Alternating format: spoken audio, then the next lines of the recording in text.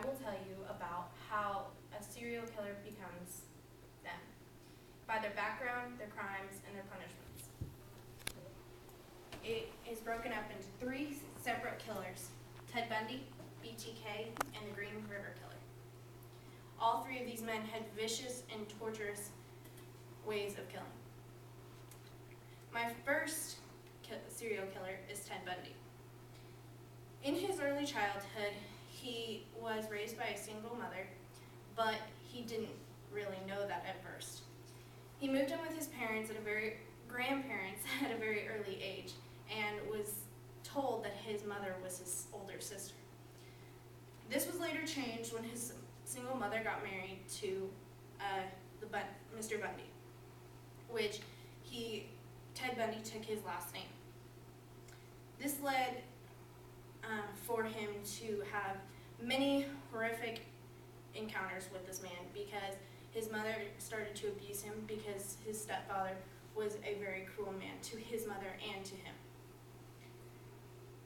He started animal abuse at age 10 and did very well in school, though, and was an outstanding student all the way through college, until his first breakup with his one true love. This started his rampage on many different women. Edger, in his book, explains that Ted Bundy's childhood made him go into this, but I believe that his breakup changed everything. My second serial killer is BTK. As a child, he was a normal kid. He didn't stand out at all. He seemed like the most normal teenage boy. He was rambunctious, he had friends, he joined Boy Scouts, he was in several other clubs, especially church groups.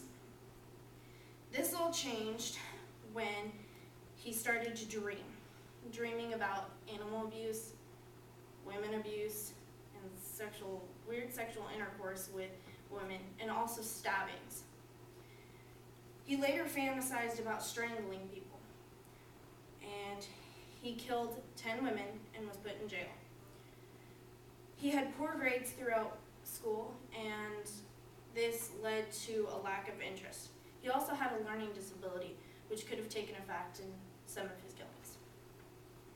My third serial killer is the Green River Killer. O'Toole says in her Wichita Eagle that his family moved a lot. He was always outside, which could mean why his first murders were covered up in the woods. His brother and him loved to run around the forest around their house and play in the river, and his dad worked a lot, though, so there was no father figure around. His mother was at home and was the dominant caregiver. She also was the punishment enforcer. She reinforced punishments by spankings and belt whippings. With this, psychologists believe that he took he took that as a women are in power, and he didn't like that. He took that with offense, and in his killings, he only took prostitutes because he knew he could be the dominant and overcome them. He killed 49. He was guilty of 49 murders, but he is presumed to have killed 90.